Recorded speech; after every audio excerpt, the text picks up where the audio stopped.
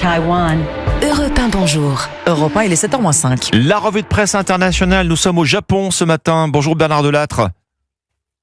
Bonjour. Bernard, vous êtes à Tokyo pour Europe 1. Un débat de société important anime la société et la presse japonaise.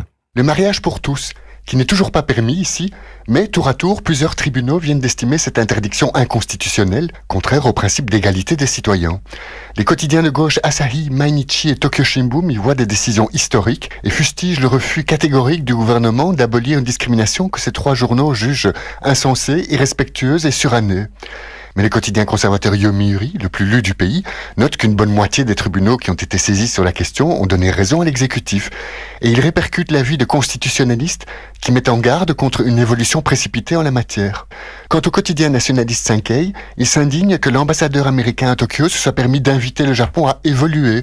Le journal y voit une ingérence insupportable et trouve donc que le diplomate devrait être rappelé à l'ordre. Nous sommes aussi ce matin au Brésil avec le correspondant d'Europe 1, Jean-Claude Gérez. De quoi parlent les journaux brésiliens ? Du niveau record des températures ce week-end à Rio de Janeiro, avec une chaleur ressentie de 60,1 degrés Celsius relevée par le système Alerte Rio, la capitale fluminense a connu la plus forte sensation thermique de son histoire, indique le journal O Globo. Le record précédent, daté de novembre 2023, avec 59,7 degrés, rappelle CNN Brésil, qui souligne que les plages ont été prises d'assaut. En fait, c'est une grande partie du Brésil qui est accablée par une vague de chaleur extrême, souligne G1.